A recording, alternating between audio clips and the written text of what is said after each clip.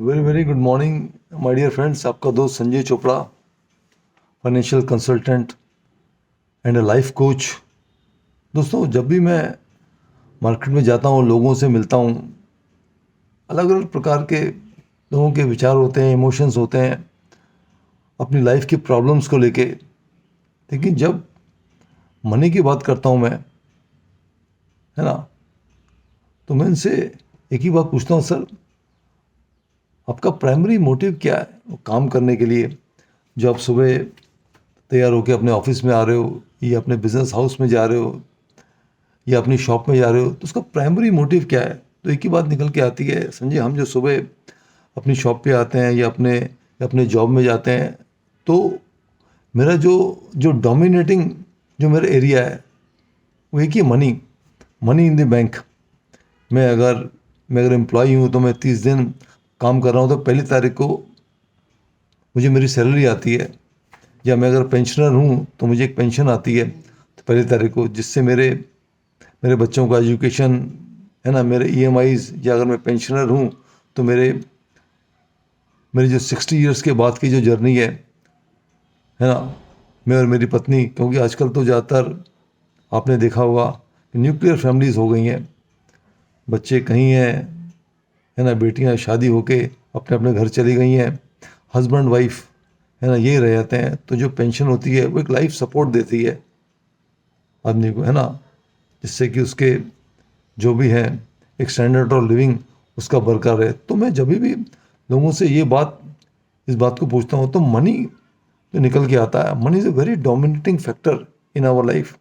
आप देखिए ना माय डियर फ्रेंड्स, सुबह अगर आपको, है ना, जब ऑफिस जा रहे हैं, आपको अगर एक गिलास दूध चाहिए तो उसके लिए पैसा चाहिए, और शाम को अगर आपका आपका कोई मूड बन गया और आपको 2 पैक भी चाहिए तो उसके लिए भी हमको कहीं ना कहीं पैसे की ज़रूरत रहती है। तो मनी मेरी लाइफ में एक बहुत डोमिनेंट रोल प्ले करता है।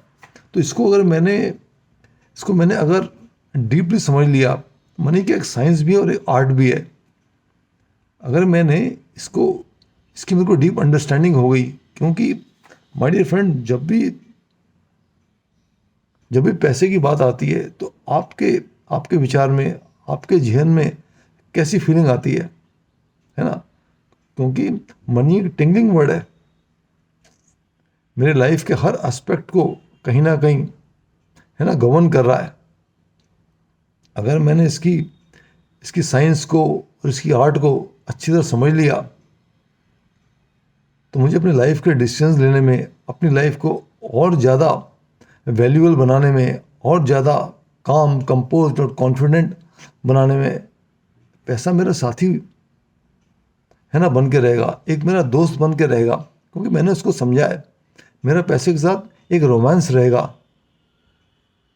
लेकिन अगर मैंने उसको समझा नहीं है, मैंने इसके इसके प्रिंसिपल्स को फॉलो नहीं किया, मैं ग्रीड में आ गया, मेरे पास कुछ पैसा आया मैं कहीं से, और मेरे पर इमोशंस हावी हो गए, मेरे ऊपर लालच हावी हो गया, है ना, कुछ गिल्ट हावी हो गया, तो मैं कुछ ऐसा ऐसा गलत डिसीजन ले लूँगा जिससे मेरे हाथ जल जाएंगे, और सिवाय मुझे, है ना, पछतावे के और कुछ नहीं मिलेगा। आप देखिए ना, आज जो भी आप न्यूज़पेपर उठा के देखते हैं, जो भी मैगज़ीन आप पढ़ते हैं, या कोई भी वेब सीरीज़ आप देख लीजिए, सब में क्या फैक्टर है? कंट्रोलिंग फैक्टर क्या है? कहीं ना कहीं मनी है, कहीं ना कहीं मनी है। तो इसको अगर मैंने समझ लिया, इसकी साइकोलॉजी को, और मैंने प्रिंसिपल्स के आधार पे अपनी लाइफ को इसके अंदर इन्वॉल्व किया, मेरे जो मनी मैटर्स हैं, और मैंने ऐसी एसेट क्लास को, है ना, डेवलप किया। क्योंकि अब देखिए, मार्केट के अंदर डिफरेंट एसेट क्लास हैं, रियल एस्टेट है, आपका गोल्ड है, शेयर्स एंड डिबेंचर्स हैं, इक्विटी मार्केट है, लाइफ इंश्योरेंस है, बैंक की सेविंग्स हैं। ये सारे के सारे my dear friends different type of asset classes हैं, और हर एक के मजे अपने अपने हैं।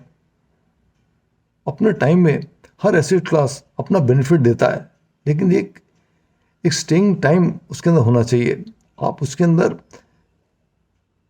कितना स्टे कर रहे हो और आपकी रिक्वायरमेंट क्या है, आपका पर्पस क्या है। मान लीजिए आपका पर्पस आपके बच्चे की एजुकेशन है, तो वो जो पर्पस है वो म्यूचुअल फंड से सॉल्व नहीं होगा। आप बताइए ना मुझे, आपके बच्चे का एजुकेशन या आपका retirement, can this be subject to market risk? जब मेरा बच्चा एजुकेशन के लिए तैयार हो जाएगा या जब मेरा रिटायरमेंट आएगा, तो अगर अगर मैंने उस इम्पोर्टेंट इवेंट के लिए वो पैसा मैंने मार्केट में लगाया हुआ है और मार्केट बहुत वॉलेटाइल है, मुझे उस समय जब पैसे की ज़रूरत है तो उस समय वो रिटर्न निकल के नहीं आ रहा, ना ना ना ना ना, ये बहुत ही रिस्की है। It should not be subject to market risk. आपके बच्चे का एजुकेशन है, आपके बच्चे का शादी है, आपका retirement, it should be subject to market guarantee. It should be subject to market guarantee. इसलिए मैंने एक बहुत ही साइंटिफिक अप्रोच के साथ एक अपना सिस्टम डिज़ाइन किया है फाइनेंशियल प्लानिंग का, जिसमें मेरा पहला जो मॉड्यूल है उसको बोलता हूँ फाइनेंशियल पिरामिड। उसको समझना बहुत ज़रूरी है। It's the most scientific way of understanding how to invest. वो financial pyramid road map to success है। आपने देखा होगा जो पिरामिड होता है वो क्या नीचे से बहुत ज़्यादा मजबूत होता है, तो अगर कोई भी उसमें शॉक आ जाए तो बड़ी जल्दी वो टॉपल नहीं होता। उसको गिराना बहुत मुश्किल है। जबकि दूसरे आकार के होते हैं उनमें ज़रा सा भी अगर प्रेशर आएगा तो वो नीचे गिर जाएगा। तो इसी प्रकार से हमें अपनी लाइफ के अंदर जो फाइनेंशियल पिरामिड होता है उसी के accordingly principle based investing portfolio उसको तैयार करना है, ताकि मेरी लाइफ में अगर कुछ अनटुवर्ड इंसिडेंट्स हो गया, कोई ऐसा तूफान आ गया, कोई ऐसा टर्बुलेंट टाइम आ गया, तो अगर मेरे पास मेरा शॉक ऑब्जर्वर्स हैं, जैसे गाड़ी के अंदर माय डियर फ्रेंड्स हम लोग शॉक ऑब्जर्वर्स होते हैं ना, तो झटकों का पता नहीं लगता। तो इसी प्रकार से अगर हमारी जो फाइनेंशियल प्लानिंग है उसमें अगर मैं प्रिंसिपल्स के आधार पे मैंने इन्वेस्टमेंट किया होगा, हर चीज़ को मैंने जो मेरे सर्टन और श्योर गोल्स हैं उनको मैंने ईयर मार्क किया हुआ है, तो फिर मुझे लाइफ में कोई दिक्कत नहीं आने वाली। तो माय डियर फ्रेंड, अगले सेशन के अंदर मैं फाइनेंशियल पिरामिड को बहुत ही डीप पर्सपेक्टिव से, डीप एंगल से आपके बीच लेके आ रहा हूँ। तो stay tuned until then, thank you.